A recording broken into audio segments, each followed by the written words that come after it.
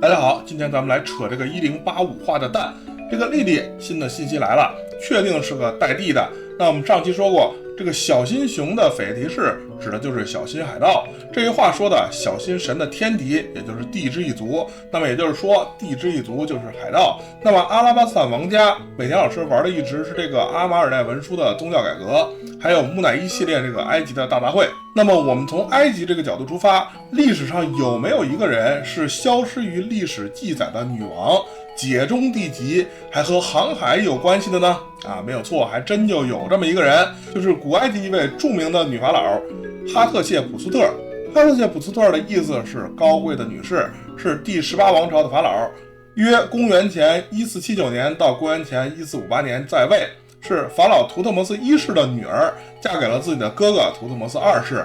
图特摩斯二世体弱多病，婚后3年突然死亡。他弟弟也有说法是他的儿子图特摩斯三世继位。哈特谢普苏特为摄政女王大权在握，宣布自己为法老。为了强调自己王权的合法性，他宣称自己是阿蒙神之女，自己的统治并不需要经由和图特摩斯二世的婚姻。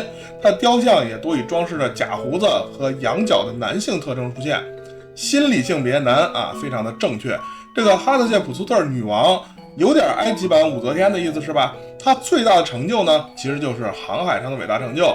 因为公元前17世纪，埃及被西亚的少数民族希克索人击败，统治了100多年，就是中王国时期和新王国时期的所谓第2中间期。这段时间，古埃及非常混乱，经济停滞，商路断绝。第17王朝最后2个国王驱逐希克索人，开创第18王朝复国，进入新王国时期后，新的埃及法老都在对外用兵，但是哈特谢普苏特减少了对外的武力进攻，而是开始发展商业，恢复之前断绝的商路，组建航海商队，到达了红海。他的5艘船的商队，每艘船长21米，30人驾驶纯人力桨船。5艘船一共210人，他从庞特的商业中心带回了乳香和没药，同时带回了31棵没药树。在回程时，这些树的树根都被小心地保存在篮子里，这是人类最早的有国家从别的国家移植树木回国的记录。国王将乳香捣碎后做成眼影粉，这也是最早的有使用树脂作为化妆品的记录。哈特谢普苏特的统治下，埃及十分繁华富庶。有的学者认为，她可能是圣经中法老的女儿，也就是摩西的养母。看过埃及王子的都很熟这段是吧？这个哈特谢普苏特女王是图特摩斯一世的长女，嫁给了自己的弟弟图特摩斯二世。她和图特摩斯二世有个女儿叫做奈菲尔利，是不是和那个奈菲尔塔莉莉很像啦？这个女儿嫁给了图特摩斯三世，也就是图特摩斯二世的同父异母的弟弟。也有说法是图特摩斯二世其他妃子的儿子家庭关系非常混乱是吧？古埃及就那样都是近亲，但是还老能出牛人，可能确实血统不一般嘛。他这个弟弟图特摩斯三世就厉害了，号称古埃及拿破仑每天要是用到的话咱们再说。他把哈特谢普苏特的雕像全部毁去，名字也从石刻中抹除，消除他治国的痕迹。但是咱们说过，这个封杀是封不住的，你翻出去一看，整个中文区推送就是之前被封杀那帮人组的复仇者联盟，可以看到前几年各种熟悉的名字吓得我赶紧切外语搜索洗洗眼睛。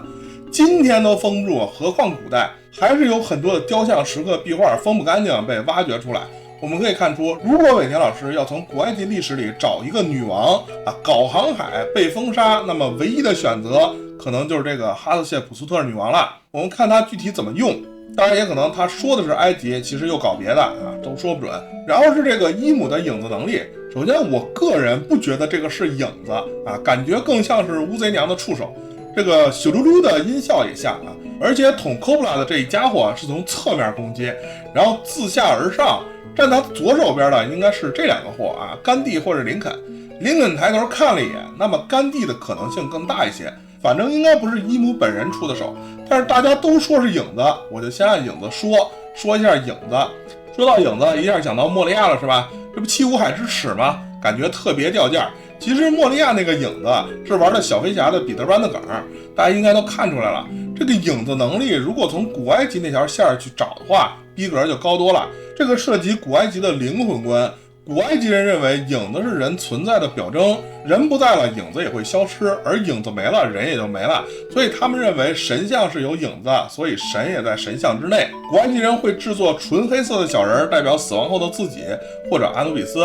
我们一直在讨论这个恶魔果实到底是寄宿在人的什么位置的，有的说在脑子里，但是布鲁克尔没有脑子；有的说在心脏里，但是布鲁克尔没有心脏。有的说在骨头里，但是拉斯没有骨头；有的说在灵魂里，但是这个灵魂他给出的解释是21克的记忆；还有的说是在假发里的，就很过分。那么我们通过这个埃及的灵魂观想一想，这个恶魔果实是不是有可能寄宿在影子里的呢？得到路飞影子的奥兹也是有了伸缩的能力，是吧？其实还蛮有可能的，具体看贝加坦克怎么解释给非生命体吃恶魔果实的技术吧。所以莫利亚那个是装成魔法攻击的物理攻击，他这个是装成物理攻击的诅咒啊，逼格是不能同日而语的。当然他这个古埃及的灵魂观还涉及很多其他的东西，比如这个灵魂和精神的概念。灵魂主要指个人的精神特质，叫做巴；精神指与生俱来的生命力、活力、精力，叫做卡。这两者在乐园亚鲁结合起来就可以死者再生。这个亡灵书里有比较详细的记载，咱们就不展开了。他那个大妈的灵魂果实的设定到最后也没详细说完，可能也是要藏什么信息，不知道玩的是哪一块的梗。如果是这个的话，要说明白还是得费点篇幅的。然后说一下这个瓦普鲁，这个河马人呢，咱们说之前他那个司法岛篇用了大量的史蒂芬周的电影，这个海军六世主要是来自诗人的大冒险和少林足球。那么他这个瓦普鲁的绯月连载的这个卷尾留言这里画了这个人，我觉得除了食神里的学生妹斯斯文文版的如花，可能天底下找不出第二个这么不像人的了吧。如果各位看过日本有什么类似节目有这个货的话，请告诉我啊，竟能如此相像。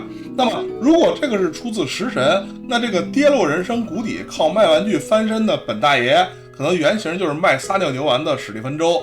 这个一路减价再一路涨价的玩具店，应该就是在玩这个梗，他藏的比较深，之前我也没看出来。所以他不是要证明他有多了不起，只是他失去的东西一定要亲手拿回来。他等了2年，就是等一个机会。现在他咸鱼翻身，重新建立了自己的商业帝国。这里伟贤老师想要表达的，应该就是这个货是个喜剧角色，喜剧角色就得用喜剧的表现手法，所以他能从伊姆手里全身而退，只是个喜剧效果而已，不用太当真。最后说一下这个吴老星和伊姆这几个剪影，他撒旦的这个像个牛，估计弹头脑很快就会出现。百元退柱是个鸡，戈尔巴是个野猪还是大象啥的，林肯和甘地看不出来，伊姆本人像个大蜥蜴。那么他这个会不会又在玩什么蜥蜴人的地摊文学呢？搞不好天龙人还就是各种龙呢，对吧？失火的龙那不抄到真岛浩老师头上去了吗？什么左手倒右手，总之他画成黑影的目的就是让你看不出来。那我们瞎猜也意义不大，还是等他继续一个一个画出来。反正撒旦这个应该是很快了。那么今天就到这里，我是上帝天野肥毛头的手势圈最会讲故事男人，喜欢的朋友还请订阅关注收藏我的频道，下期再见。